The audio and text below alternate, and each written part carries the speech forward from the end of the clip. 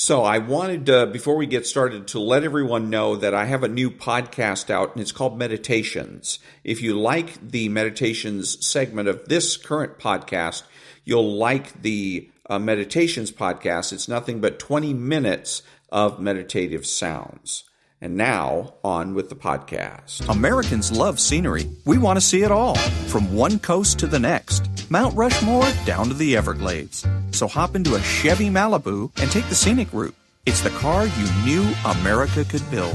There's a place where people count on friendships they can trace back generations, where they can count on the same stool at the coffee shop waiting for them every morning.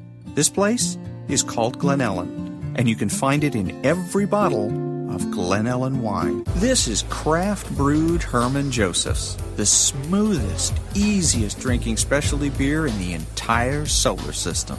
And I believe you'll find drinkable in the dictionary right after don't order a beer you can't drink. Zoingo! Boingo! The freestyle pogo with more boing, more bounce. Bounce further, bounce higher with Zoingo Boingo. To see what makes Arrowhead Mountain Spring water different from those other waters, you have to go back to the source. And with Arrowhead, that means going back a little farther and longer than most. Between security challenged and security strengthened, there's one important word: how. And it is the how that makes all the difference to our nation and our world. Lockheed Martin. We never forget who we're working for. What makes Kraft Singles so good? 2 out of every 3 kids don't get the recommended amount of calcium. But with Kraft Singles, they get a good source of calcium and the taste they love. Kraft Singles. Magic every single time. Throw boring overboard with a new real meal from Long John Silver's. A meal worthy of a plate. Just $4.99. Only at Long John Silver's. We may not all be geniuses, but we can all do something smart. Introducing the Hyundai 199 Sonata Lease. It's a smart deal on a really smart car.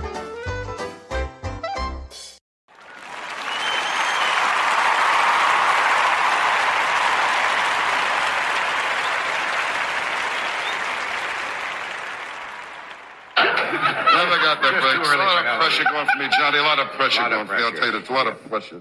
How are things going to the club? What was that? How are things going at the club? Very well, very well. I'm on vacation now. For the month of July, I'm on vacation. You know what I mean? They're breezing now. Remember those acts? Who do you have in there now while you're gone? Do you have some big acts in there? Porter's cleaning up. Okay, Porter's who's in there? Who's in there? A lot of pressure going for me. It's just terrible. It's like pressure, like a heaviness. It's always on top of me, that heaviness, always there. Mm-hmm. Other guys wake up in the morning, new day, up and at 'em. I wake up, the pressure, the heaviness is waiting for me nice, the heaviness. And sometimes I even talk to it. I say, hi, heaviness. And the heaviness looks back at me, today you're going to get it good, you know. You'll be drinking early today.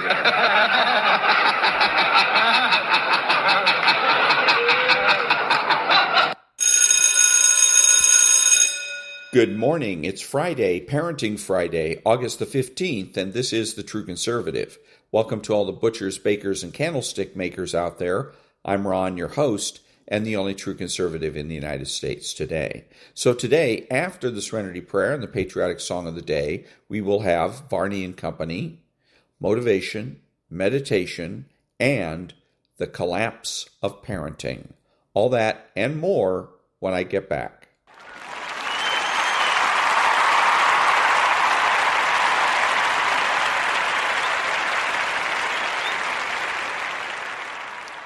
God, grant me the serenity to accept the things I should not change, the courage to change the things I should, and the wisdom to know the difference. Amen.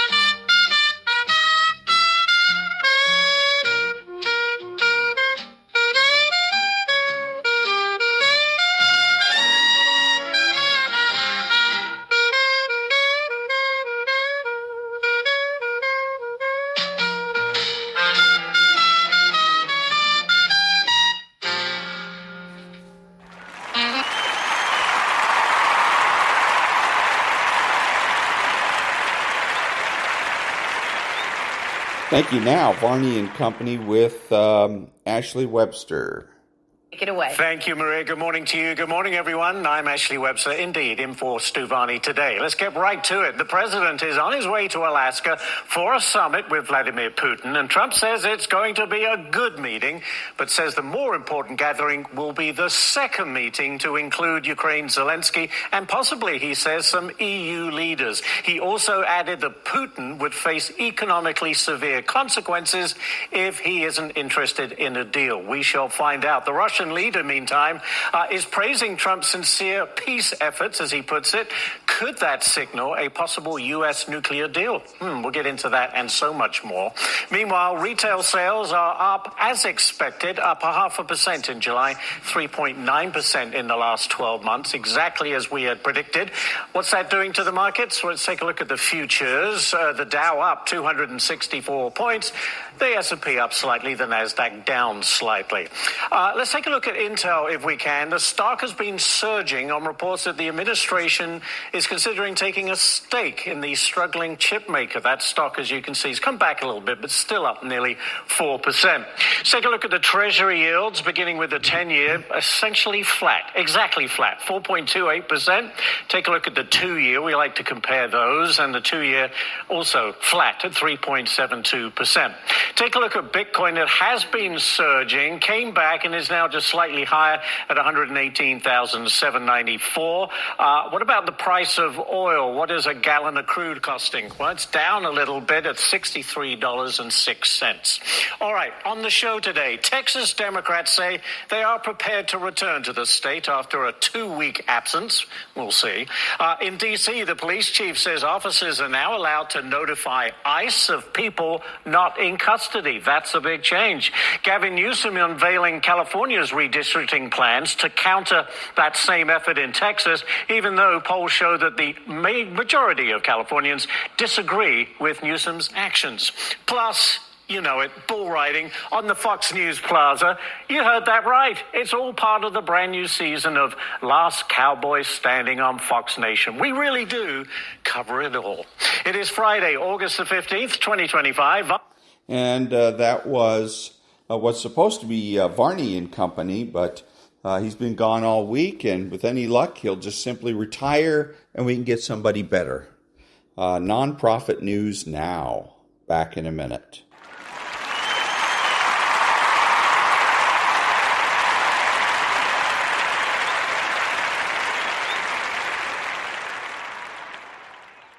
Thank you. Now, Dr. Berg.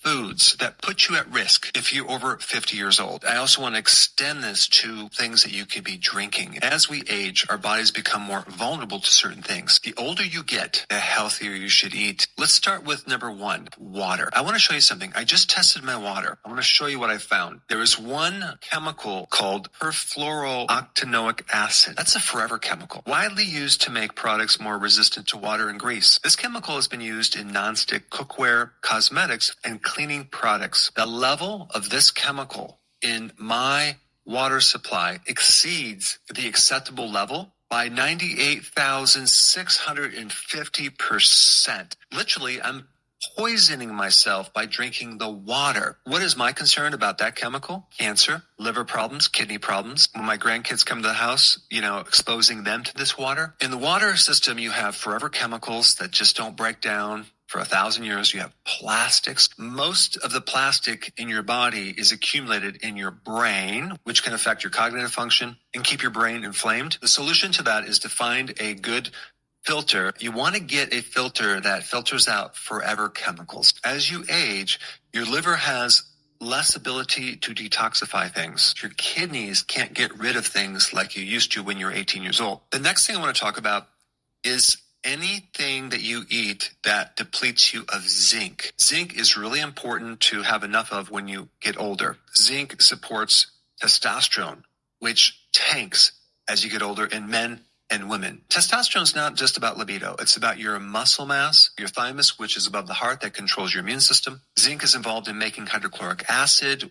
And when we get older, our hydrochloric acid decreases, so we can't kill off microbes, we can't digest protein, and we can't absorb nutrients. The question is, what foods are depleting zinc? Any of the refined carbohydrates, starches, maltodextrin, modified food starch, even wheat flour, all of that depletes you of zinc. Of course, refined carbohydrates also deplete you of vitamin B1, which will create a whole set of other problems, especially related to a blood sugar issue. If your blood sugars stay high, as in diabetes, or you're pre-diabetic, or you just eat a lot of carbs, there are 4 different tissues that are going to age a lot faster than they should. That's because of a deficiency of B1, but it's also because of something else. When sugar gets stuck to protein in your body and makes sticky protein, and then it builds up in the body, and it creates all sorts of problems, especially to the lens of the eye as cataracts. It really ages your skin, so you get wrinkles, and then you lose the elasticity. This is why as people get older, they can't sprint like they used to. They don't have that bounce in their step. Some other foods that you want to avoid: barbecued anything, where they're adding this sugar sauce to meat and then they cook it. Deadly. Think about how many restaurants add sugar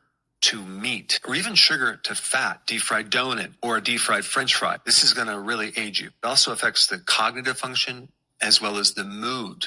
And then the last one is the heart. It also affects the elasticity, so the arteries get hardened. I just want to mention one additional mineral, silica. If you want strong bones, strong hair, really strong elastic skin, silica is something you don't want to become deficient in. So what foods are high in silica? Bamboo shoots are really high. Horsetail, spring water, or just a silica supplement. Another food, if you want to call it that, that ages you is seed oils. Seed oils tend to get stored in your membranes and all the cells. They start to replace your membranes in your brain and your nervous system. And it takes like 1.5 years to get it out once you stop eating these seed oils.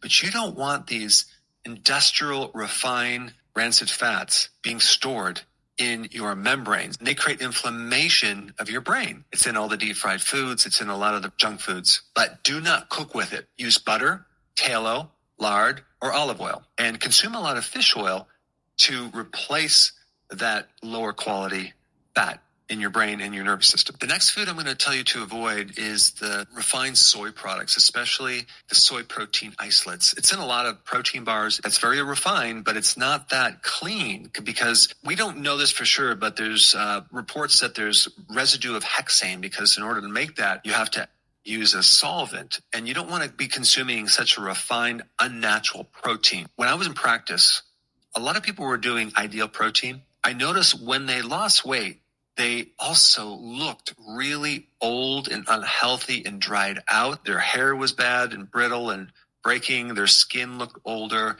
They had a lot of gallbladder, liver problems. I really think it was that soy protein isolate. So you want to avoid that. One day I was at Whole Foods, and I was looking in their deli part, and it looked like they had some chicken wings. So I ordered some, and I'm like, wow, these are really good, but they're all the same shape. And then I'm like, wait a second, these aren't chicken wings. So I called the store, and I had been eating soy wings. I took a nap, probably for 3 hours. I woke up, my eyes were bloodshot. Like, I felt sick. I don't recommend consuming refined soy. Another thing that you want to avoid is anything low fat, because one really important nutrient, especially as we age, is vitamin K2. And that's in the fatty cheese. It's in goose liver. And when you go low fat, you're depriving yourself of this really key nutrient that can make your bones really solid by taking the calcium out of the arteries and keeping your joints free of calcium so you don't have arthritis. If you have those problems with calcium in the artery, and you also have calcium in the joints and you have a lot of stiffness, you maybe want to take a vitamin K2 supplement. And I would find a company that sells it in higher amounts. Another really important nutrient that you want to make sure you get enough of when you get older is something to really support the deep sleep, because as we age, we lose the sleep. The absolute best nutrient for that is magnesium. Yes, you can get your magnesium from salad and things like that, but that might not be enough. You might need to take a supplement. I recommend magnesium glycinate. You want to try to get it in a powder because it's easier to consume, especially like an hour before bed. But if you took a scoop of that before bed, boy, you sleep through the whole night. It relaxes you. And of course, the things that block magnesium are all the refined foods, the junk foods. Also, it's very important not to necessarily just focus on restricting your salt as you age, but instead having more quality salt like Himalayan sea salt, and then increase your potassium because you need salt and sodium as you age to build your hydrochloric acid. It's much better to increase potassium so you can handle that little bit of salt, and you'll feel much, much better because the RDAs for potassium are 4,700 milligrams, and most people don't even get close to that. I wanted to give you a list of things to focus on, to put your attention on as you age so you can extend your age. Thanks for watching, and I will see you in the next video. And that was Dr. Berg on his YouTube channel. Back in a minute.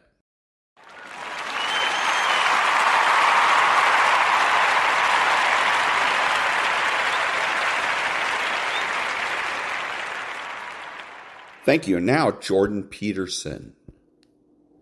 Often when people are embittered and resentful and feel like they're victims, it's because really awful things have happened to them. Now, not always, but often. And so then the question is, well, if you're in a situation and something really awful is happened to you or has happened to you, then, well, why shouldn't you feel like a victim? And is there a better alternative? Thousands have come before you and they did just fine. So quit your complaining.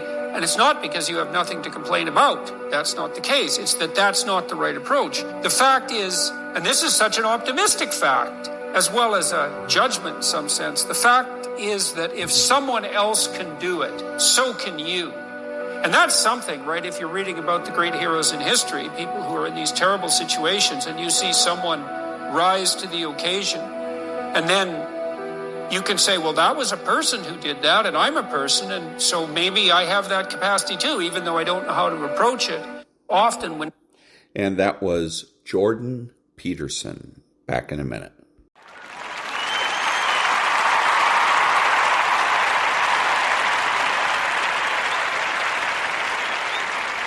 Thank you. Now, Pope Leo XIV. My dear friends, it is with immense joy that I greet you today. May the Lord bless this moment of encounter and grace. Never underestimate the gift you are. The Church rejoices in you. In the heart of each person, hope dwells as the desire and expectation of good things to come. I invite you to be united in spirit with all your brothers and sisters. Share with them the joyful confidence that Christ is alive, and he wants you to be alive. You are beloved by God and treasured by his Church. May the Blessed Virgin Mary, Mother of the Church and Mother of Hope, accompany you.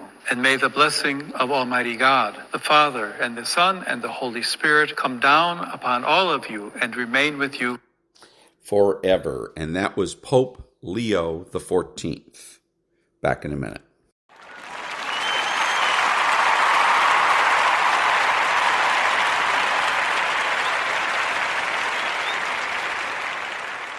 Thank you. And now a little bit of motivation. This is your year. This is your time. This is your moment. What are you going to do with it? Are you going to capture it? Or are you going to let it slip away? Eminem said it. If you had one shot, one opportunity to seize everything you've ever wanted, would you capture it? Or would you let it slip away? And so I ask you the question, how bad do you want it? How bad do you want it? Do you want it as bad as you want to breathe? Or do you just kind of want it? What's the single most important key to success above anything else? It's not talent, it's not skill, it's hunger. The common backstory for the successful people is hunger. Intelligence is not it. There are people less intelligence, less skill, less ability to perform at a higher level because they've never lose their hunger. How do you create your life? You get hungry for something, don't you? If you get enough hunger going in you for an answer, you'll find the answer. If you get a hunger enough inside of you that says, I got to take things to a next level, I got to achieve, I got to make a difference, I got to expand, you will find the answer. People's intelligence will expand if they got enough hunger. But if you got everything and you're not hungry, you're not going to have much. Anybody can do anything and set their mind to. It depends on how bad you want it.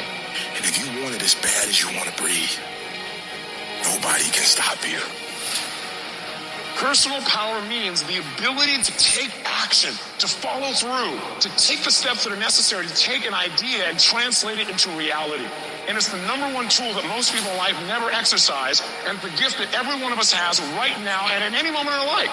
You could start using your power. You could start following through. You could take this idea in your head and turn it into physical reality. Whether the idea is how you want to make your relationship, or the kind of money you want to make, or a business you want to start, it doesn't matter. It is available right now. All you do is decide and then follow through. See, Michael Jackson can move the way he does because every single day, the question he asks himself is, how can I make this better?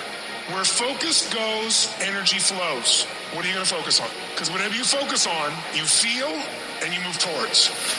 It's your decisions that are controlling your destiny. So the first decision you make every moment is, what are you going to focus on?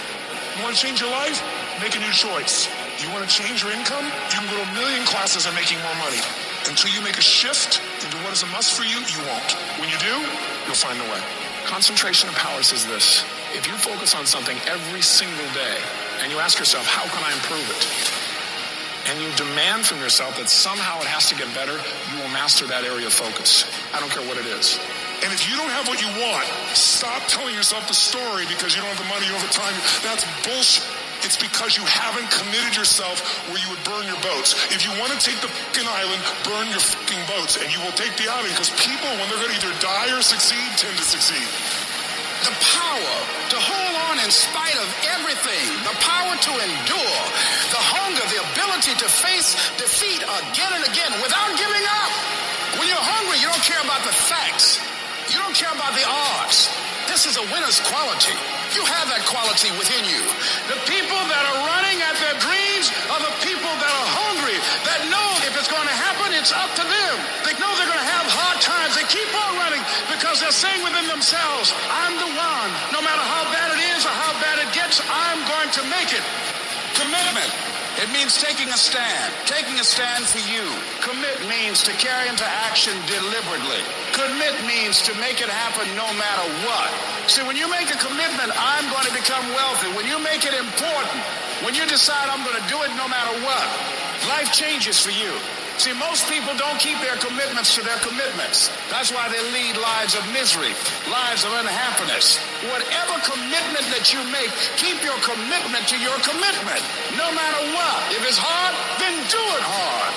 We say, oh, it's too hard, it's too hard. We don't challenge our spirit. Ladies and gentlemen, there's nothing as powerful as the human spirit. You can't destroy it. You can pervert it, but you can't destroy it. The universe responds to the man or woman that refuses to be denied. That business that you want, that book you want to write, that dream that you have of controlling your destiny, that is yours. But you've got to be willing to stand there and face disappointment, not have support, be lonely, doubt yourself sometimes. Be rejected again and again and again and refuse to turn around until life gives it up. If you just decide, I'm going to keep my word. If I say something, I'm going to do it regardless. Being more disciplined, more focused. Don't look for any gains where there's been no sacrifice. Don't look for your game to improve. Don't look for the record to improve. Without sacrifice, there are no gains. Only those who are willing to risk going too far can possibly find out how far one can go. Look, you got to want it as bad as you want to breathe. And when you want it as bad as you want to breathe says, I'm willing to make any sacrifice. I'm willing to go through any pain. I'm willing to go through any suffering. I'm willing to go through whatever it takes. So when I get in there, then I guarantee you at the end of it, I won't be the one that surrenders. When you want something bad, you can't count the cost. Because if you count the cost and you see how much it costs, you might quit. You might give up. So you got to go in knowing that I don't count the cost. I do as many push-ups as it takes, as many reps as it takes. I study as long as it takes. I pay whatever the price is. Why? Because if I start counting the cost, I might quit. I might give up. I might surrender. Don't count the cost. You just do whatever it takes to get whatever you want. In those times when you want to quit, you make sure you remember one thing. All those times and hours and days you sacrifice to be the best. You will never regret making a sacrifice, ever. And that was a little bit of motivation. Back in a minute.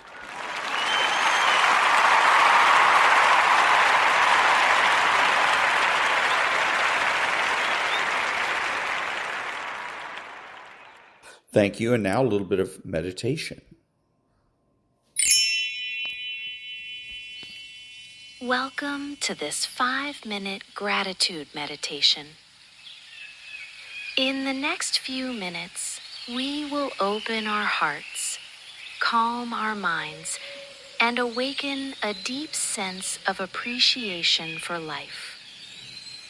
Gratitude is the bridge between where you are and the joy you seek. Let's cross that bridge together. Find a comfortable position, sitting or lying down. Close your eyes gently. Take a slow, deep breath in. And exhale fully. Feel the ground supporting you, holding you steady in this moment. Let your body relax. Let your mind settle. Breathe in slowly. Imagine drawing in warm, golden light filled with love and positivity. Hold for a brief moment. And now exhale gently, releasing all tension, stress, and worry. Again, inhale peace and abundance. Exhale and let go of anything that no longer serves you. Stay with this rhythm, soft, steady, and peaceful. Now, bring to mind 3 simple things you feel grateful for today.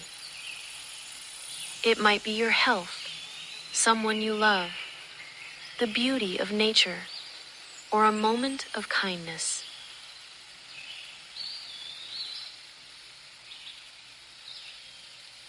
See each of these blessings in your mind's eye. With each breath in, feel a warm golden light in your heart grow brighter. With each breath out, let that light expand, filling your whole body and beyond.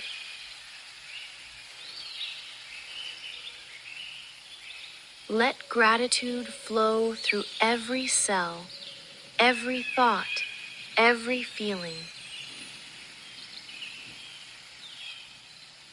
Silently or out loud, repeat, I am grateful for this moment.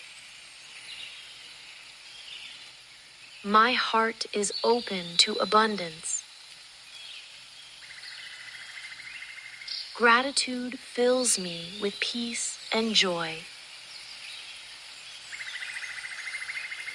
Take one final deep breath, feeling that golden light within you.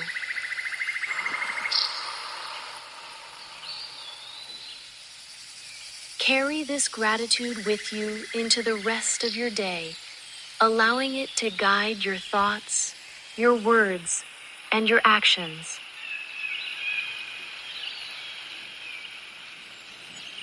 Thank you for sharing this moment of gratitude. And that was a little bit of meditation. Back in a minute.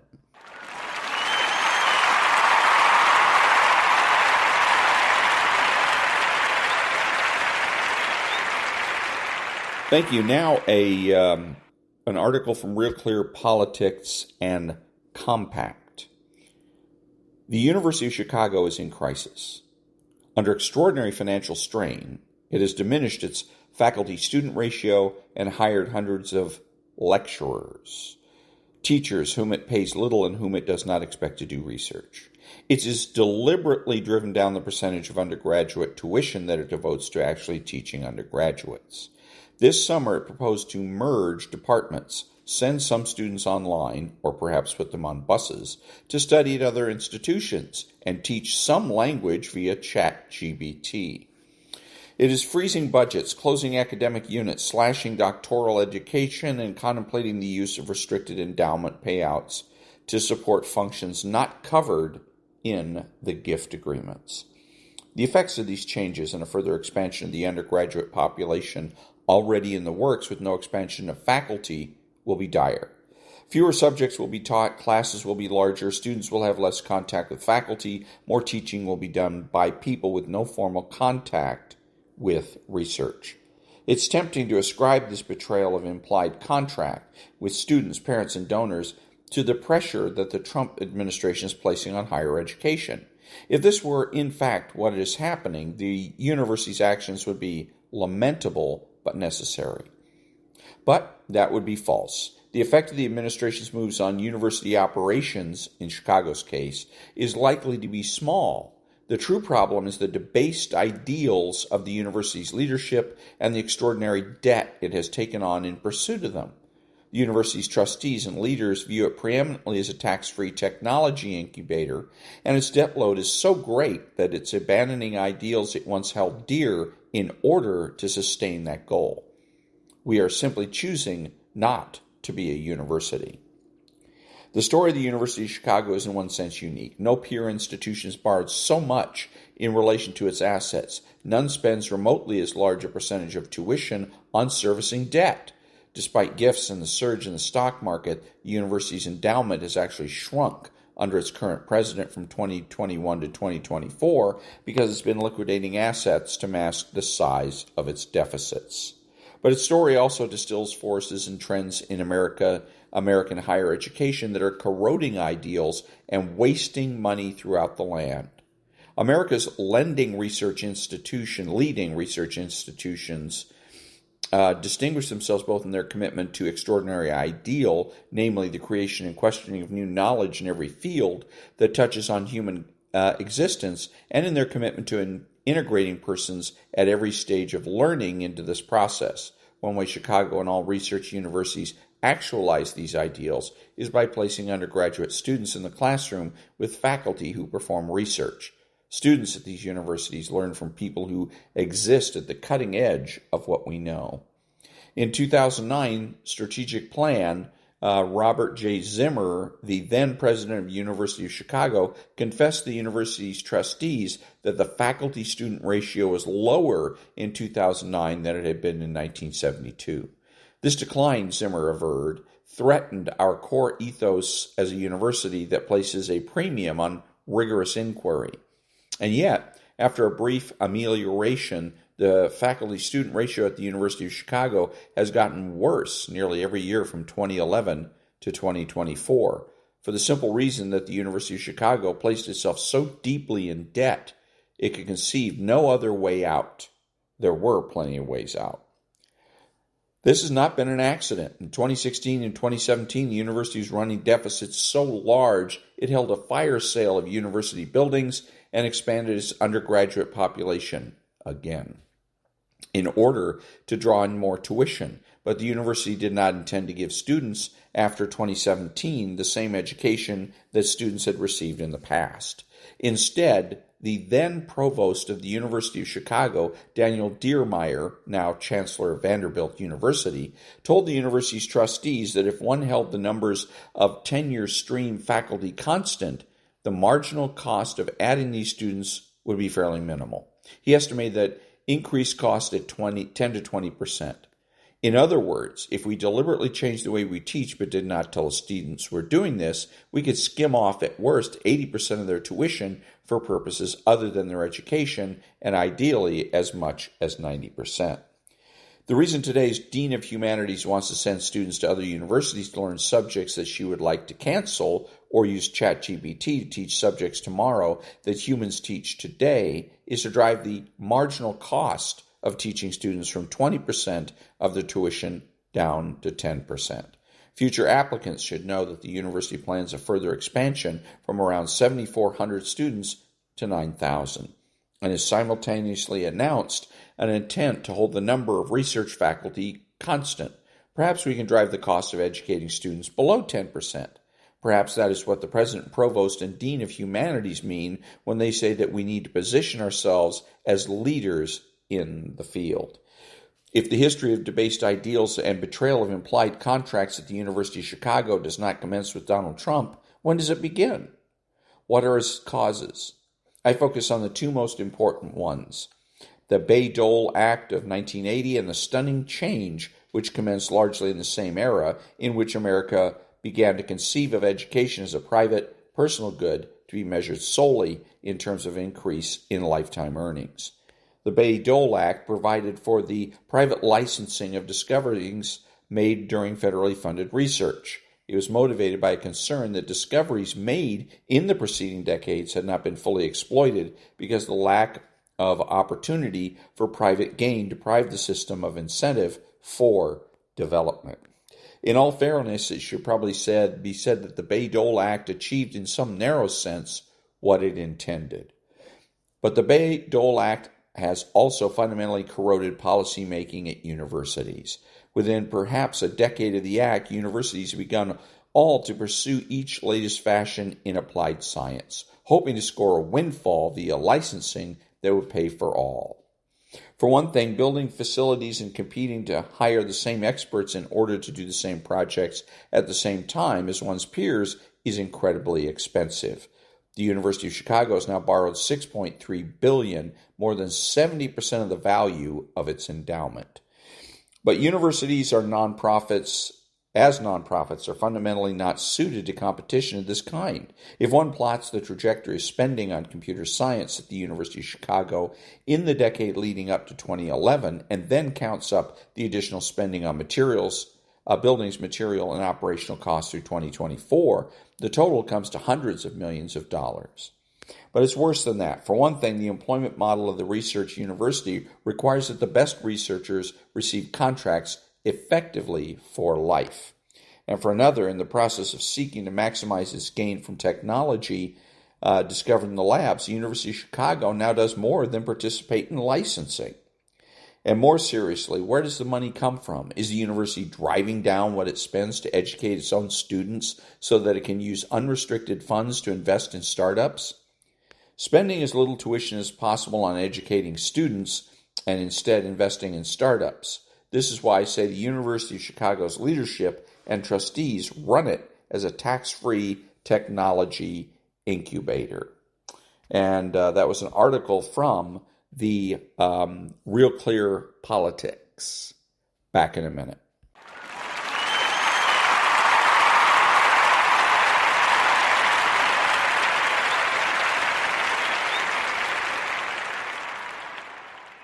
Thank you. Now, Victor Davis Hanson. One of the reasons it's popular, he didn't just destroy the number of Trumpers, he destroyed the Democratic Party. He put them into a state of madness, and they exposed who they are to the nth degree in their hatred of him. Whatever he is for, we're going to be 10 times more against, and that goes into lunacy. And that's what, like some addict that's fixated on that drug, they can't stop it. The only good thing about these people is on the left, some of them are hard ideologues, but a lot of them don't believe in anything. So if you tell them that Z or theirs or them or on the bottom of their email no longer gets you money or promotion, they will drop that as quick as you can. Victor Davis Hanson unpacks why Donald Trump's popularity isn't just about policy. It's about the way he's forced the Democratic Party to reveal its extremes. By driving them into a state of madness, Trump has exposed their contradictions, from climate hypocrisy to cultural double standards. Hanson skewers the left's incoherence on energy, crippling the economy with costly renewables while ignoring China's coal surge. And notes how California's failed power policies are a case study in elite mismanagement. The biggest problem is if you look at China, its use of carbon emissions, it's just escalating out of control, and more per capita, more than we are now, or Europe, and we're spending all of this money for this incremental decrease of. And you look at the world, you can't do anything without dealing with China. And China has said, nope, not going to do it. We're not going to do it. We'll export these crazy windmills and solar panels to you, but we need coal. And I mean coal. 2-3 plants a month. And so Europe destroys its economy while China produces 2 new plants a month. And it's insane that we're doing this, especially because we redefine pollution not as toxicity, but as heat.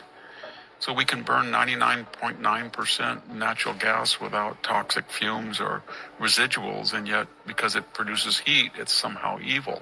Even nuclear power is evil, I suppose. They can't really, I guess hydroelectric is permissible, but as we saw with Gavin Newsom, he blew up 4 dams and took out 80,000 homes' source of electricity that was hydro.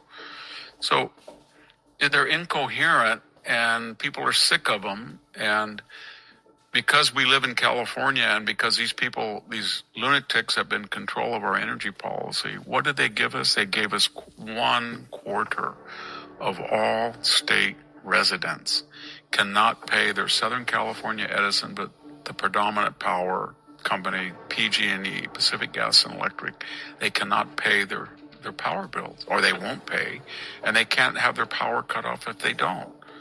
So the result is that you've got to have the highest rates in the country, in part to subsidize 2 different phenomena, and they're related. Number one, renewable wind turbines, solar panel farms, very inefficient, must be subsidized, very costly per kilowatt, and too costly per kilowatt that 1/4 of the population won't pay their power bill or can't, and therefore the people who can have to subsidize it. That's what the left gave us. And now all of a sudden, when Kim talks about the climate right, she's saying, no mas, we're not going to do this anymore. We're going to try something different. We're going to try to get clean burning natural gas, nuclear power, especially for the AI revolution coming. Everybody wants to go on their little laptop and go to Grok or something to do this. That takes a lot of energy, it turns out, and you need energy. And the reason we're going to do this is not because of you or me, Jack, or our listeners. We don't have influence. It's because the trillionaire people in Silicon Valley want to make money, and they know that AI is critical to their fortunes and to their countries in a deathly rival race with the Chinese. And to do this, we need energy, and to do it, solar and wind don't cut it. So they're talking about smaller nuclear reactors, natural gas. They're thinking of anything. And they're very influential people, and they're very powerful, and they were on the left. So we'll see some big changes. We'll see some big changes. It just reminds everybody that Trump is waging, whether you like him or not, a multifaceted, multi-front cultural, political, economic, social, military revolution, political revolution. And it affects every aspect of our life, and that's why we have the hysteria. It's not just immigration. It's not just energy. It's not just the universities. It's the sources of the progressive power. It's the foundations. It's the way the universities indoctrinate people. It's PBS, it's NPR, it's the network news. It is the silk stocking law firm. So he's going after all of them, not going after them in a vengeful fashion, but making them follow the rule. And that's why he's not addressing the symptoms as he did in his first term. He's talking about the malady that makes the patient sick. Not the boils on his forehead, but what causes those. And they're sick of getting lectured from people who do not follow their own advocacies. It's like Barack Obama flying in and telling black males that they're fooled into voting for Donald Trump, and they need to do this and they need to do that, and then he flies back to Colorado or Martha's Vineyard or Hawaii, or he lectures us that we've only got 10 or 20 years before the oceans lap up over the shore, and then he buys 2 multi-million-dollar seaside estate. They're sick of it. That scold. They don't want to be scolded anymore. That young generation, they're just guys, and they want to be guys. And they're sick of being scolded for wanting to be guys, and they're sick of being lectured that they're low testosterone, feminized men, and where are the real men that opened the door and paid the tab and protected women in a bad neighborhood when you got out of the car. It's a lose-lose situation. So they're sick of it, and they're voting Donald Trump. And the same thing is true of males across. It's Hispanic males, it's black males, it's Asian males. They're losing the male vote, the left is. And that's why they gravitate to Donald Trump. Whatever they say about Donald Trump, he doesn't care. And every time he posts something that the left says is lunatic, or look at Rosie O'Donnell, she's a loser, or you know what I mean? or that person has bad genes, or she's low IQ. They don't like it, but they say, you know what? He says what he means. Whatever you say about him, he's not scared to just say it. And if you don't like it, then criticize it. But we do not like people who know and feel certain things and they tell us the opposite. And that was a little bit of Victor Davis Hanson. Back in a minute.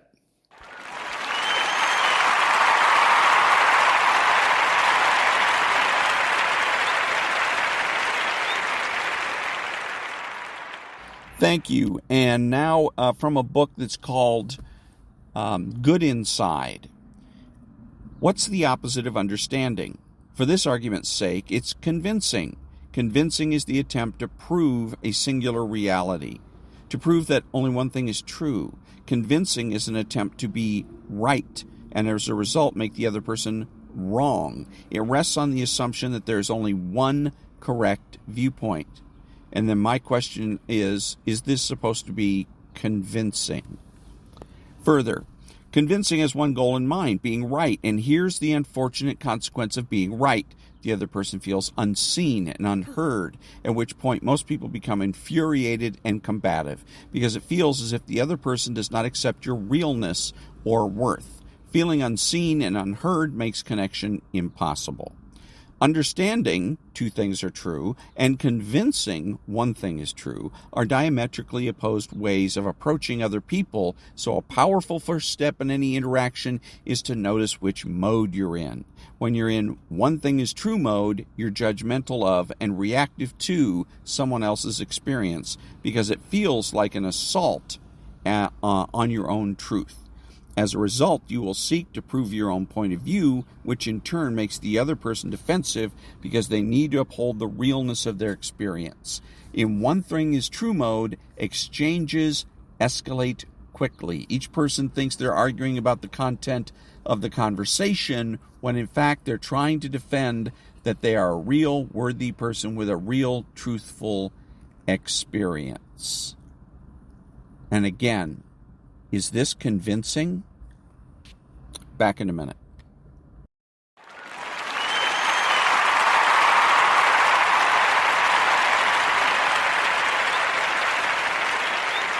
Thank you. Now, the political corner. So everybody tripping about Trump releasing the National Guard out there in D.C. Everybody tripping about Trump putting the military in them towns. Well, if you're not a criminal, if you're not out there in them streets doing anything you ain't got no business doing, you don't have anything to worry about. And that was the political corner. Back in a minute.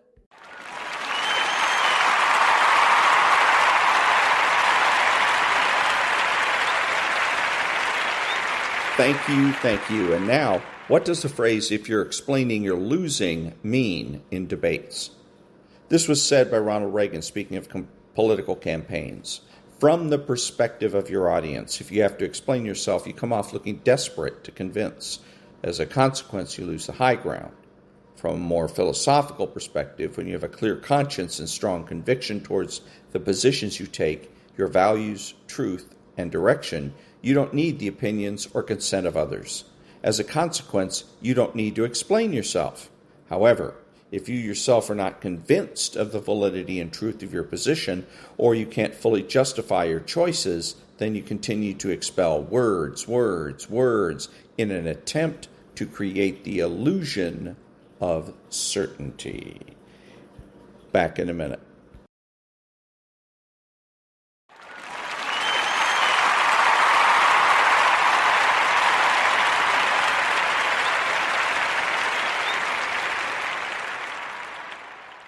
Thank you. So I was reading an article in the American Thinker about anti-Semitism, and they were talking about Islam.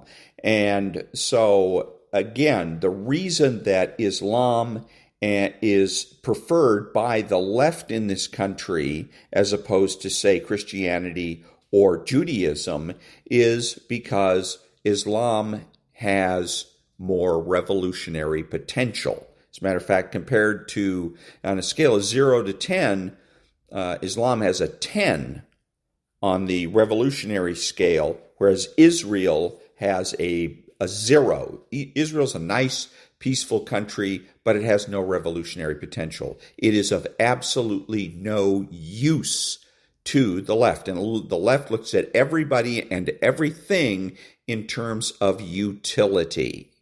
Make no mistake about it. What the left is hoping for with Islam is that Islam will go ahead and create the worldwide Islamic revolution that the secular leftists in this country think they can go ahead and steer into its logical socialist and secular conclusion. That's the reason that the left buddies up with the terrorists rather than with peaceful people, because the terrorists have the revolutionary potential. Back in a minute.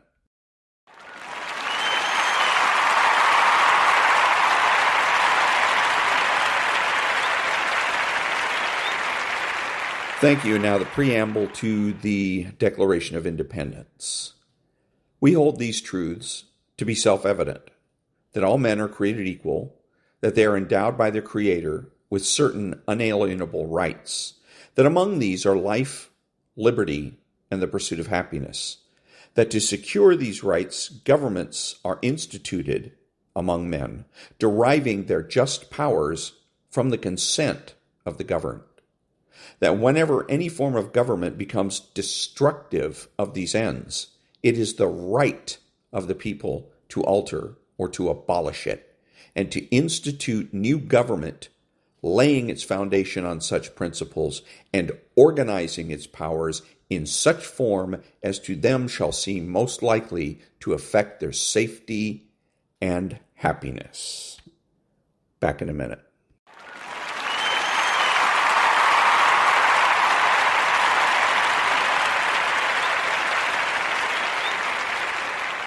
Thank you. Now, the collapse of parenting. Chapter 3, School. It was a big disappointment for me when I discovered the truth. Australia isn't that different from the United States. Like many Americans, my notions of Australia prior to my first visit were a confused mix of kangaroos, koala bears, half-remembered scenes from Crocodile Dundee, and the late Steve Irwin saying "crikey" on Animal Planet. I have now visited more than 40 schools across Australia on 6 different tours, in all 6 states, as well as in the capital city, Canberra. I remember my disappointment when I arrived at the airport in Sydney for my first visit and saw magazine covers featuring Brad Pitt and Angelina Jolie in the bookstore. No different from the airports back home. I'm not sure what I expected to find. Maybe magazines for hunters tracking crocodiles in the outback. But the magazine racks in Sydney and in Melbourne and Perth and Hobart and Brisbane and Adelaide and Canberra look pretty much the same as what you would find in an American city, except that the Australian bookstores do tend to have more magazines devoted to the British Royals. I have met with students in Australia on many occasions. I often ask them to name their favorite TV shows. Invariably, they answer with the same shows that American students name. Rarely does any program produced in Australia crack the top 5. Mainstream Australian culture is not that different from mainstream American culture. That's one reason I felt comfortable accepting invitations to lead workshops for teachers in Australia. Because the cultures are so similar, I assumed that the issues which mattered to American teachers would be similar to the issues which matter to Australian teachers. Big mistake. I was leading a workshop for teachers at Shore, a private school in the North Bay suburb of Sydney. From the school library, which is magnificent, there's a stunning view of the water and of the Sydney Harbour Bridge. I began the workshop at Shore by promising the teachers that I would share what I have learned from my visits to hundreds of schools, mostly in the United States and Canada, about how to create a culture of respect in the classroom. Even if the majority of your kids are respectful, I said, there are always some who will try to undermine your authority and bring you down. That's true even at the most elite schools serving the most affluent neighborhoods. After a few minutes of this, one of the teachers, Cameron Peterson, could take it no longer. He raised his hand. I called on him. "I'm sorry, Dr. Sachs," Mr. Peterson said, "but I have no idea what you're talking about. And I don't think what you're saying makes any sense to my colleagues either. We don't have students who are trying to undermine our authority and bring us down. We simply do not have this problem." I asked for a quick poll of the other teachers who were present. Did they agree with Mr. Peterson? Or did they at least occasionally find themselves struggling with disrespectful students? All the teachers agreed with Mr. Peterson. A culture of respect prevails at this school. For example, students at Shore routinely thank their teachers at the conclusion of every class. One by one, as students walk out of the class, each student says, "Thank you, sir," or "Thank you, ma'am," as the case may be. It's not unusual for a student to say, "Great lesson, sir." That would be weird today, even at the most elite schools in the United States. When I share this story, some Americans will describe a similar experience, a respectful student thanking a teacher for a great lesson from their own school in 1975 or 1985 or even 1995, but not today. If an American student today were to compliment a teacher at the conclusion of a lesson, other American students might make fun, or they might suspect that student of apple polishing. Not in Australia. I felt silly, but I also learned something. Don't assume that what's true in the United States is true in Australia or Scotland or the Netherlands. The popular culture, as reflected in the magazine racks, may not differ dramatically between the United States and Australia, but the culture of disrespect, which is pervasive among children and teenagers throughout the United States, is less prevalent in Australia. In the United States, you will find kids in almost every classroom who disrespect the teacher or who are actively trying to undermine the teacher's authority. That's true, as I told the teachers in the workshop, even at the most elite schools, serving the most affluent neighborhoods. Girls texting during class, boys making belching noises. You will find this behavior outside of North America, most often in schools serving low-income neighborhoods. That was the situation in our country as well, 50 or 60 years ago. American public schools serving low-income neighborhoods have often had to contend with a culture of disrespect, at least since the end of World War II. Movies such as Blackboard Jungle, 1955, or To Sir with Love, 1967, depicted the culture of disrespect in schools serving low-income neighborhoods in the United States and in England. One reason these movies were so popular may have been because the disrespectful culture they depicted seemed exotic to middle-class moviegoers. Today, movies such as To Sir with Love seem quaint. The pranks those students played on their teachers seem playful in comparison with the mayhem which American students now inflict on their teachers. A student at Northeast High School in Oakland Park, Florida, attacked his teacher, pummeling her in the face until she was dazed and crying, according to the police report. She was transported to the hospital via ambulance. The student received a 3-day suspension, but was not arrested or charged and was back in school 3 days later. In 2014, a team of researchers from 7 American universities surveyed 2,998 teachers at elementary schools, middle schools, and high schools in 48 states across the United States. Among teachers surveyed, 73% reported being harassed at school, and 44% of the teachers reported having been physically assaulted at school, a figure which the researchers noted was substantially higher than previously reported. An updated survey by the same team published in 2022 found roughly the same rates of harassment and physical assault. One of my own patients experienced this violence firsthand. Her student, a 12-year-old boy, was on the playground for recess. She let him know there were 10 minutes left, then 5 minutes left, then 1 minute left, then the timer went off, and it was time to go back inside. "Time's up. Time to go back in," she announced. Without warning, he attacked her, grabbing her left forearm and biting her. It was a deep, tearing bite, leaving a gaping wound. I know, because I cleansed and sewed up the wound. No disciplinary action of any kind was taken against the boy, neither after this episode nor after any of the other similar previous episodes. He can't help it. He's on the autism spectrum, the parents say, and the school does nothing.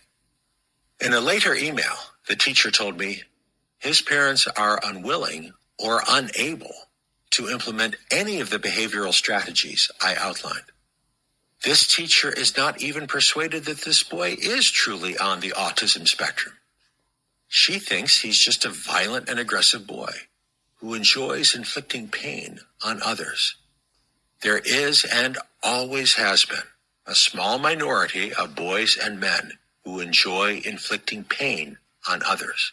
One function of a civilized society is to correct and reform such boys.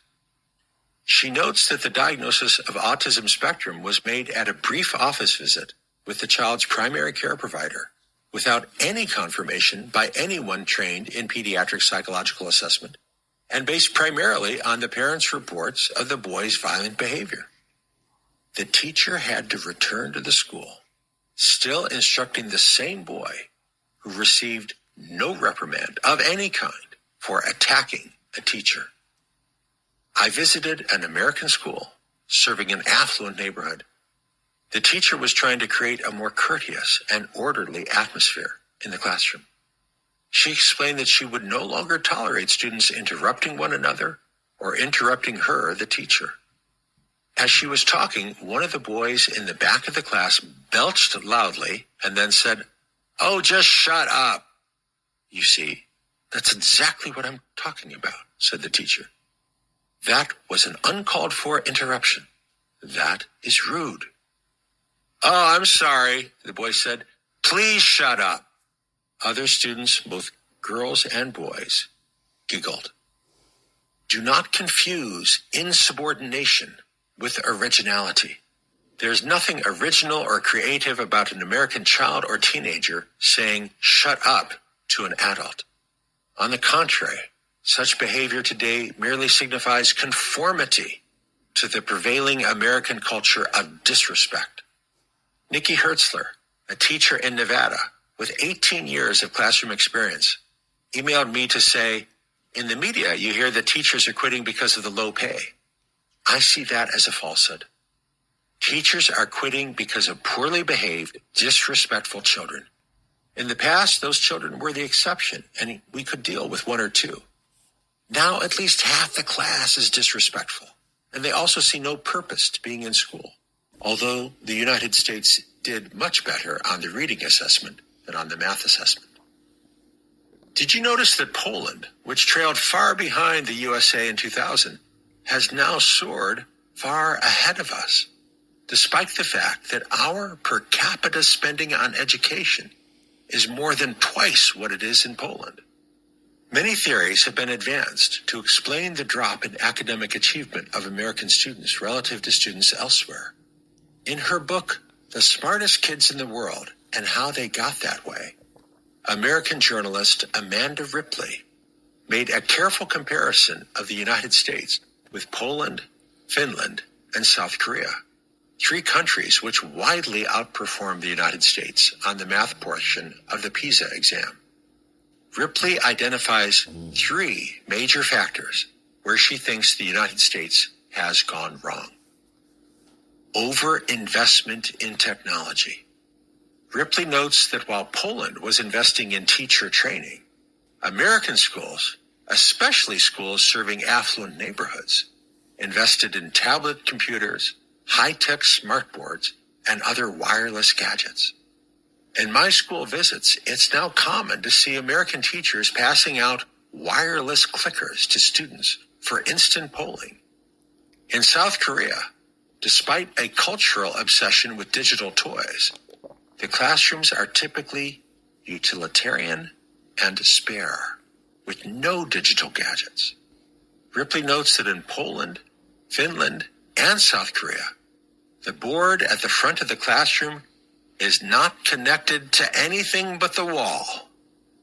Conversely, giving kids expensive individual wireless clickers so that they can vote in class would be unthinkable in most countries worldwide. In most of the world, kids just raise their hands, and that works out fine. She concludes that Americans waste an extraordinary amount of tax money on high-tech toys for teachers and students, most of which have no proven learning value whatsoever. In most of the countries that score ahead of us on the PISA, technology is remarkably absent from the classrooms. After New York Times columnist Jessica Gross recently spent weeks meeting with teachers, school administrators, and researchers studying technology in the classroom, she concluded that there is little or no evidence that the products actually work. Overemphasis on sports. Ripley describes American schools as emphasizing sports, multiple playing fields, lots of resources for sports, an athlete's hall of fame over academics. In most of the rest of the world, the first mission of the school is academics. In the United States and many schools, sports routinely preempt academics. Even at leading schools in the USA, varsity athletes are often excused from class to participate in games. That rarely happens in other countries. Sports are embedded in American schools in a way they are not almost anywhere else, Ripley observes. Yet this difference hardly ever comes up in domestic debates about America's international mediocrity in education. Low selectivity in teacher training. In Finland, the teacher training colleges are highly selective. Being admitted to a teacher training program in Finland is as prestigious as getting into medical school in the United States. In the United States, almost any high school graduate can qualify to become a teacher.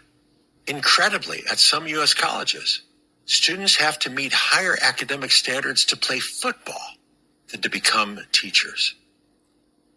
Each of these factors is important, but I would add one more: the culture of disrespect. In Finland, Poland, and South Korea, most children and many adolescents are more likely to value what the grown-ups value compared with American students. Ripley followed an American high school exchange student, Kim, who spent a year in Finland. At one point, Kim asked the Finnish students the question that had been on her mind. Why do you guys care so much? The students in Finland were baffled by the question, as if Kim had just asked them why they insisted on breathing so much. Maybe the real mystery was not why Finnish kids cared so much, but why so many of her American classmates did not. I think that's right. In American classrooms, much effort is devoted to making education cool in the eyes of the students. Hence all the screens, all the gadgets. If kids don't regard education as cool, then they will not be motivated to learn. I've heard this line from many school administrators in the United States. And if students are not motivated to learn, then classroom management, getting kids to behave, consumes a disproportionate share of the teacher's time and energy. The solution is not to purchase more and more electronic gizmos so that school resembles a video game arcade. The solution is to change and reorient the culture so that students are more concerned with understanding what their grown-ups are talking about, rather than looking cool in the eyes of their peers. To create a culture of respect in the classroom. The I couldn't care less attitude, which many American kids now adopt towards school, stays with them when they go on to college. We now have evidence that young Americans are studying less at college and learning less than they did a generation ago. Researchers Christopher Huber and Nathan Kunsel reviewed studies of college students conducted between 1963 and 2011. Specifically, those studies which examined how students' critical thinking skills improved between freshman year and senior year at college. In 1963, students made great strides between freshman year and senior year. But by 2011, those gains had dwindled to only a quarter of the improvement seen in 1963. Studies since 2011 suggest that things have only gotten worse. One recent study of 46 colleges across the United States found that the gains made between freshman year and senior year are now only about 1/5 the gains made by college students in 1963. Some students themselves may be vaguely aware that they're not learning much at college, but many are not especially concerned. Often students tell the researchers some variation on, "It's not what you know, it's who you know." Many of the students interviewed in another study believed that the main point of college is not academic learning at all, but making the right social connections. Small wonder, then, that so many show little gains on measures of cognitive skill and reasoning. Combining data from multiple sources, economists Philip Babcock and Mindy Marks found that American college students in the 1960s devoted an average of 25 hours per week to studying. By the early 2000s, the amount of time American college students spent studying had decreased to about 12 hours, roughly half the figure from the 1960s. American students now spend less time studying than students in any European country, with the sole exception of Slovakia. Kevin Carey, director of the Education Policy Program at the New America Foundation, observed in an essay for the New York Times that the vaunted reputations of America's leading universities are due largely to the accomplishments of their leading researchers, not to their success in teaching introductory courses. A university could stop enrolling undergraduates with no effect on its score on most international rankings, because those rankings are based on metrics such as the number of Nobel Prize winners, numbers of patents awarded, etc., with no input from any measure of undergraduate education. Carey asserted that the quality of the actual education received by undergraduates at most American colleges and universities is mediocre. One reader of Carey's article who has worked outside the United States agrees. If you compare American college graduates with college graduates outside the United States, you may be shocked, as I am, at how good they are in their chosen field and how literate and cultured a tech worker can be. The Brits write technical design documents like they were English lit majors at university. The average European software engineer has command of several spoken and written languages. Studies since 2011 suggest that things have only gotten worse. One recent study of 46 colleges across the United States found that the gains made between freshman year and senior year are now only about 1/5 the gains made by college students in 1963. Some students themselves may be vaguely aware that they're not learning much at college, but many are not especially concerned. Often students tell the researchers some variation on, "It's not what you know, it's who you know." Many of the students interviewed in another study believed that the main point of college is not academic learning at all, but making the right social connections. Small wonder, then, that so many show little gains on measures of cognitive skill and reasoning. Combining data from multiple sources, economists Philip Babcock and Mindy Marks found that American college students in the 1960s devoted an average of 25 hours per week to studying. By the early 2000s, the the amount of time American college students spent studying had decreased to about 12 hours, roughly half the figure from the 1960s. American students now spend less time studying than students in any European country, with the sole exception of Slovakia. Kevin Carey, director of the Education Policy Program at the New America Foundation, observed in an essay for the New York Times that the vaunted reputations of America's leading universities are due largely to the accomplishments of their leading researchers, not to their success in teaching introductory courses.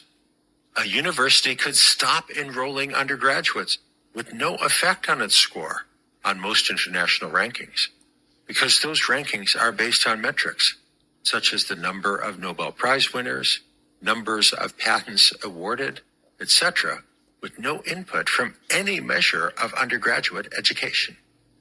Carey asserted that the quality of the actual education received by undergraduates at most American colleges and universities is mediocre. I'm going to go ahead and stop it right there.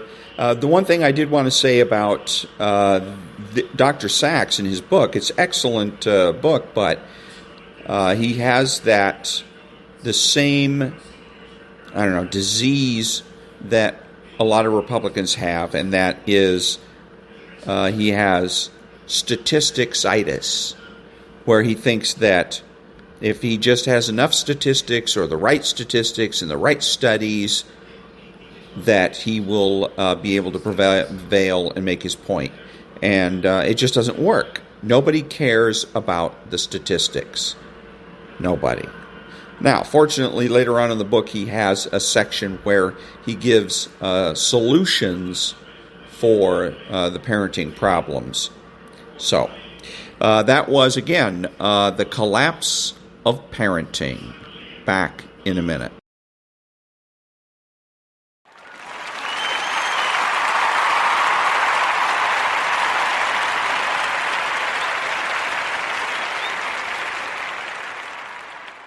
Thank you. This is Ron, your host, the only true conservative of the United States today, bidding adios to all the butchers, bakers, and candlestick makers out there, and reminding you that determinism is a choice.